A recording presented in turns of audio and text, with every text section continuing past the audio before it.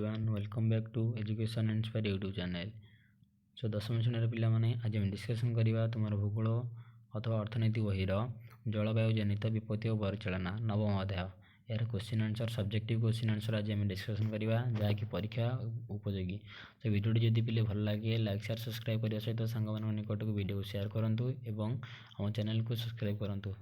Okay से पिलाने चलते वीडियो आमर पिले आरंभ करवा ना क्वेश्चन देती कौन पिले आमर ना बन्या किपरि हुए ना यार प्रकार भेद विषय धारणा दियो बा विषय धारणा दियो बन्या आमर किभଳି भाव होता है ना साधारणतः पिले आमर साधारणतः समय शुखिला रोकवा भूभाग जलमग्न हो गले ताकू बन्या कहुए ना प्रबल वर्षा किंबा बहुत दिन धरी पिले आमर मौसुमी तथा झड़ तोफान जनित वर्षा लगी रही बन्या होता है। यह साधारणतः पिले 5 प्रकार गोटे कही आकस्मिक बन्या। आकस्मिक बन्या क्या कहुए ना यह साधारणतः पिले खूब जोर वर्षा होता है अथवा पार्वत्य अंचल बरफ तरड़ा कारण आकस्मिक बन्या परिस्थिति सृष्टि हुए। देन दुईटे कही कौन ना उपकूल बन्या। उपकूल मान कौन ना उच्च जुआर समय अधिक बेगर पवन बहवा जो सामुद्रिक ढेउ उपकूलवर्ती अंचल जो बन्या परिस्थिति सृष्टि करे ताकू क्षयक्षति कराए कहुए उपकूलवर्ती बन्या। नेक्स्ट कही नदी सज्जा नदीर अवबाहिका अंचल प्रबल वृष्टिपात जो कूल लंघन कर प्लावन भूमि जो बन्या परिस्थिति सृष्टि करे ताकू आमर नदी बन्या कहुए। सहित आउ गोटे अच्छी कौन ना पे आमर ना नेक्स्ट रहा पिला आमर ना नदी सज्जा नदीर अवबाहिका अंचल प्रबल वृष्टिपात जो कूल लंघन कर प्लावन भूमि में जो बन्या परिस्थिति सृष्टि करता नदी बन्या कहुए। सहित सहरी बन्या क्या ना लगाण वर्षा जो वृष्टि जल निष्कासन न हो सहर में बन्या परिस्थिति सृष्टि करें घन जनबसति सहित रास्ताघाट आदि निर्माण जो जल निष्कासन बाधाप्राप्त हो सहरी में बन्याप्राप्त बा सहर गुड़िक बन्या सृष्टि होता है। दिन पिला नेक्स्ट क्वेश्चन को अच्छी कौन नेक्स्ट अच्छी आमर ना लगाण वृष्टि जनित वर्षा मान ना समतल अंचल वर्षा जलर भूमि द्वारा अवशोषित न हो खालुआ अंचल गुड़िक जलमग्न होपरि भाव होता है। यह द्वारा आम ग्रामांचल कृषि तथा अन्य आर्थिक कार्य गुड़िक क्षतिग्रस्त होता है। तो क्वेश्चन नंबर 2 कही आम ओडिशा बन्यार प्रभाव बा ओडिशा बन्यार प्रभाव गुड़िक संपर्क में विवरणी प्रदान कर। ओडिशा प्रवाहित नदी गुड़िक कौन ना महानदी सुवर्णरेखा ब्राह्मणी बैतरणी आदि नदी तथा उपनदी गुड़िक बन्या प्रकोप अधिक अनुभूत होता है। ओडिशा पिले 482 किलोमीटर उपकूलवर्ती अंचल सामुद्रिक ढेउ तथा झड़ बात्या द्वारा अधिक क्षयक्षति होबार संभावना थाए। उपकूलवर्ती अंचल में वर्षा जल सठिक भाव में निष्कासन न होगा फल बन्यार प्रकोप अधिक होबार संभावना थाए। मृत्तिका क्षय सह नदी सज्जा पोती होगा कारण व्यापक अंचल जलमग्न होता है जहाद्वारा परवर्ती समय विपुल रूप से धनजीवन आम क्षतिग्रस्त होता है। ये थिला पिले आमर मोस्ट कौन पिले ना इंपोर्टाट क्वेश्चन जोटा कि आमर ना ओडिशा रे बन्यार प्रभाव किभଳି भाव बन्या प्रभाव आमर होता है। ओके देन क्वेश्चन नंबर 3 देखिए पिला आमर ना केंद्रीय जल आयोग क्यों आधार में बन्यार श्रेणी विभाग कर वर्णना कर। जलर आयोग संपद जलर आयोग जलपतन को आधार कर बन्यार परिस्थिति को 4 श्रेणी विभक्त करगुड़िक प्रथम कही आमर ना सामान्य बन्या क्या कहे ना नदी जलस्तर सतर्क रेखा निम्न रेखार प्रभावित होता कहुए सामान्य बन्या। तापर कहे मध्य धरण बन्या क्या कहुए ना जे कौन नदीर जलस्तर जितेबाला सतर्क रेखा ठारू आमर ऊर्ध्वर और विपद संकेत ठारू स्तर ठारू निम्न प्रभावित होता है ताकू आमर मध्यम धरण बन्या कहुए। यह सूचना आमर हलदिया रंग येलो अलर्ट दि जाए अथवा हलदिया रंग व्यवहार कराए। तापर कही प्रबल बन्या मान कौन ना जलस्तर जितेबाला पिले विपद संकेत स्तर ठारू ऊर्ध्वगामी मात्रा सर्वाधिक बन्या स्तर निम्न थाए ताकू प्रबल बन्या कहुए। यार सूचना आमर कमला रंग व्यवहार कराए। एमती आम गोटे पिले स्तंभ टाइप थी बुझे जदि आम मध्यम धरण थी ऑरेंज रंग दि जाए तापर जो हायर जो अधिक हो जाए कौन कहुए ना आमको कमला रंग दि जाए डेंजर जोटा आम कही था। सहित परवर्ती समय ना प्रलयकारी बन्या कौन ना नदीर जलस्तर बन्या जलर परिमापक केन्द्र लिपिबद्ध थी सर्वोच्च संकेत गुड़िक ऊर्ध्व को चली जाए जहाँ कहे प्रलयकारी बन्या कहुए। यही प्रकार बन्यार सूचना लाल रंगर बुलेटिन व्यवहार कराए। बन्यार सूचक आम गोटे खंभ टाइप जो भाव थाए प्रथम लेवुल द्वितीय तृतीय और लास्ट लेवुल जोटा शेष भाग जो पॉइंट को जब ऊपर को गला जाने प्रलयकारी बन्या बोली।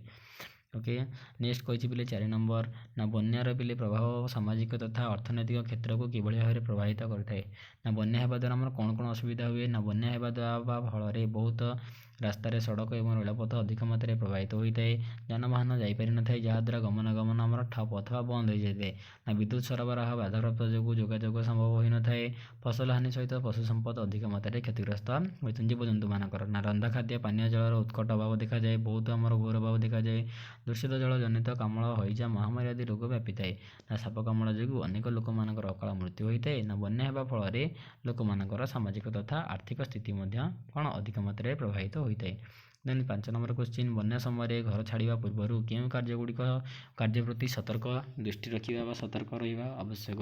ନା ବନ୍ୟା ସମୟରେ ଆବଶ୍ୟକ ପଡ଼ିଲେ ଘର ଛାଡ଼ି ଏକ ନିରାପଦ ସ୍ଥାନକୁ ଚାଲିଯିବା ଆବଶ୍ୟକ। ନା ତେବେ ଘର ଛାଡ଼ିବା ସମୟରେ ଜନସାଧାରଣଙ୍କୁ ନିମ୍ନୋକ୍ତ କିଛି ବିଷୟ ଉପରେ ଧ୍ୟାନ ଦେବା। ସେଥିମଧ୍ୟରେ ପ୍ରଥମଟା କ'ଣ ପିଲେ, ନା ନିଜର ମୂଲ୍ୟବାନ ପଦାର୍ଥ ତଥା କାଗଜପତ୍ର ଗୁଡ଼ିକ ସାଙ୍ଗରେ ନେବ ଏବଂ ତା ସହିତ ପିଲେ ଜଳ ନିରୋଧ ପଲିଥିନ୍ ବ୍ୟାଗରେ ଖାଦ୍ୟଶସ୍ୟ ଗୁଡ଼ିକ ଭରି ସେଗୁଡ଼ିକ ଥାକ କିମ୍ବା ତାଜା ଉପରେ ସୁରକ୍ଷିତ ଭାବେ ରଖିନେବ। ନା ନର୍ଦ୍ଦମା ପାଣି ପାଇଖାନା ଦେଇ ଘର ଭିତରକୁ ନ ଆସିବା ପାଇଁ ଗୋଟିଏ ବାଲି ବସ୍ତା ପାଇଖାନା ଉପରେ ରଖିଦେବ। ତା ସହିତ ଆମର କ'ଣ ନା ନେକ୍ସଟ କ୍ୱେଶ୍ଚିନ୍, ଗ୍ୟାସ୍ ସିଲିଣ୍ଡର, ପାଣି ଟ୍ୟାପ୍, ବିଜୁଳି ସୁଇଚ୍ ଗୁଡ଼ିକୁ ବନ୍ଦ ରଖିବ। ତା ସହିତ ଗୃହପାଳିତ ପଶୁଙ୍କୁ ନିରାପଦ ସ୍ଥାନକୁ ସ୍ଥାନାନ୍ତରଣ କରାଯିବା ବ୍ୟବସ୍ଥା। ଏଗୁଡ଼ିକ ଅଛି ପିଲେ କ'ଣ ଆମର, ନା କ'ଣ ସବୁ ଆମର ବିଫୋରରୁ ହେଲା ବନ୍ୟା ସମୟରେ ଘର ଛାଡ଼ିବା ପୂର୍ବରୁ କ'ଣ କାର୍ଯ୍ୟ ଗୁଡ଼ିକ କରାଇବା। ତାପରେ କହିଛି ବନ୍ୟାର ପରବର୍ତ୍ତୀ ସମୟରେ କେଉଁ ସତର୍କତାମୂଳକ ପଦକ୍ଷେପ ନେବା ପାଇଁ ଜାଗ୍ରତ ହେବା ଜରୁରୀ। କ'ଣ କରିବ ନା ଏଠି କହିଛି ପିଲା ଆମର ନା ଜରୁରୀ ତଥା ମୂଲ୍ୟବାନ ପଦାର୍ଥ ଗୁଡ଼ିକ ରଖିଥିବା ମୁଣିଟିକୁ ଶୁଖିଲା ନିରାପଦ ସ୍ଥାନରେ ରଖିବା।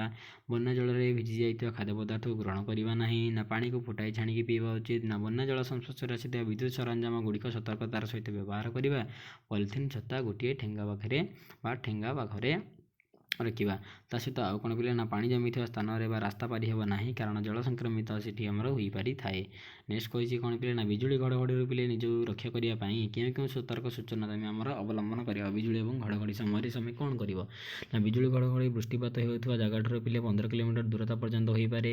ତେଣୁ ଏଥିରୁ ରକ୍ଷା ପାଇବା ପାଇଁ ପ୍ରାଥମିକ ଭାବରେ ନିମ୍ନର କେତେକ ସତର୍କତା ଆମେ ଅବଲମ୍ବନ କରିବା। ସେଗୁଡ଼ିକ ମଧ୍ୟରୁ ପିଲେ ପ୍ରଥମ କହିଛି କ'ଣ, ନା ଘର ବାହାରେ ଯଦି ତୁମେ ଥିବ ତାହେଲେ ଝଡ଼ ଆସିବା ପୂର୍ବରୁ ଏକ ସବୁଜ କୋଠରୀ ମଧ୍ୟରେ ଆଶ୍ରୟ ନେବା ଆବଶ୍ୟକ। ସବୁଜ କୋଠରୀ ମୁଁ କହିଦେଲି। ନା କୌଣସି ଗଛର ମୂଳରେ ନ ରହି ଗଛର ଉଚ୍ଚତା ଠାରୁ 2 ଗୁଣ ଦୂରରେ ଖୋଲା ଜାଗାରେ ଚାଲିଯିବା ଉଚିତ।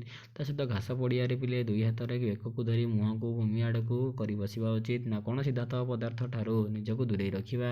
ନା ପାଣିରୁ ପିଲେ ବାହାରକୁ ଚାଲି ଆସିବା ଉଚିତ ଏବଂ ଡଙ୍ଗା ବ୍ୟବହାର କରିବା ଅନୁଚିତ। ତା ସହିତ କୌଣସି ଉଚ୍ଚ ସ୍ଥାନକୁ ଚାଲିଯିବା ଉଚିତ।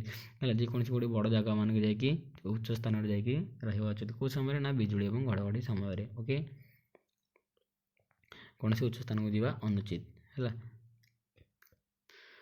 ଓକେ, ତାପରେ କହିଛି ଗ୍ରୀଷ୍ମ ପ୍ରଭାବରୁ ନିଜକୁ ଦୂରେଇ ରଖିବା ପାଇଁ କେଉଁ ଗ୍ରୀଷ୍ମ ପ୍ରଭାବ ମାନେ କ'ଣ, ଖରାଦିନ ସମୟରେ କ'ଣ କରିବା।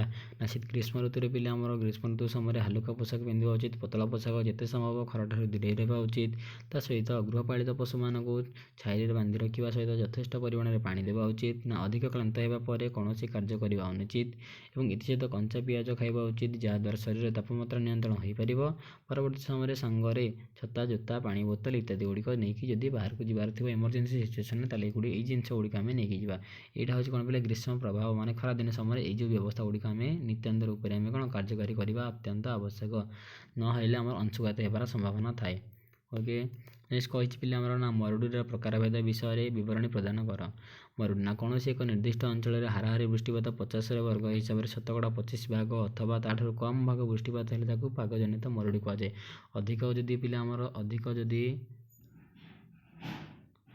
ଅଧିକ ବର୍ଷା ହେଲେ କ'ଣ ହେବ,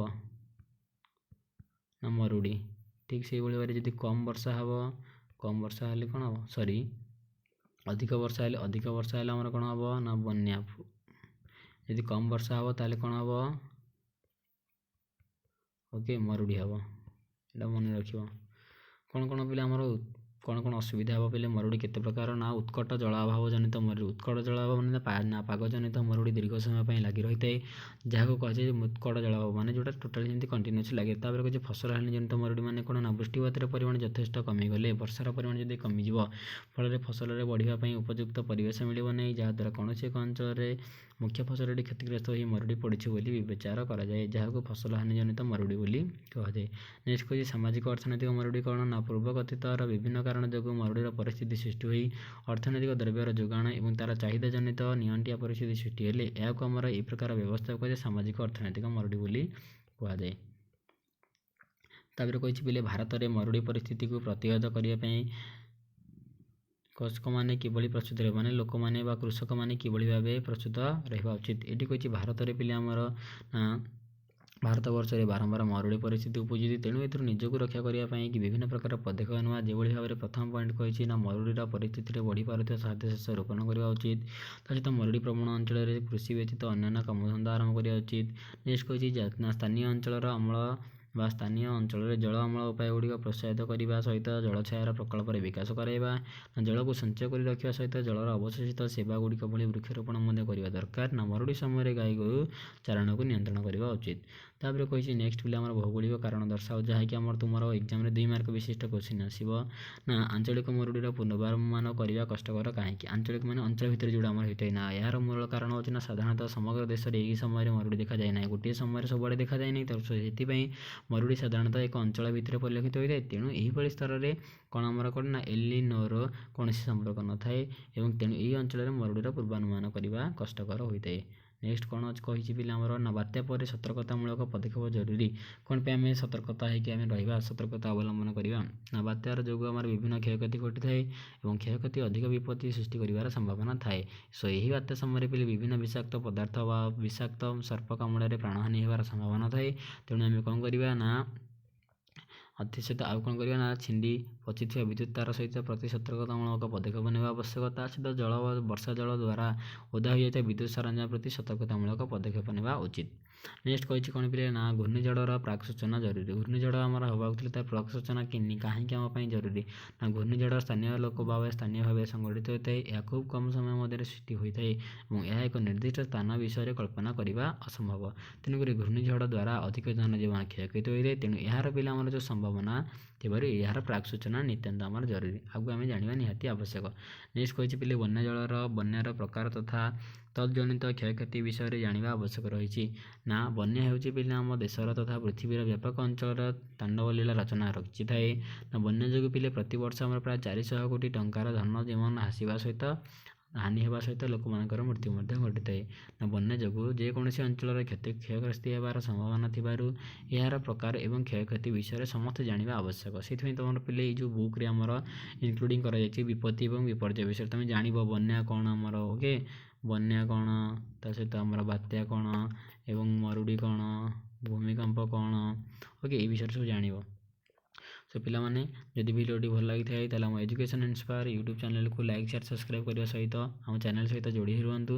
ଓକେ, ସୋ ଦେଖା ହେବା ପୁଣି ଆଉ ଏକ ନୂଆ ଭିଡ଼ିଓରେ। So thanks for watching this video. ଜୟ ହିନ୍ଦ, ବନ୍ଦେ ମାତରମ୍।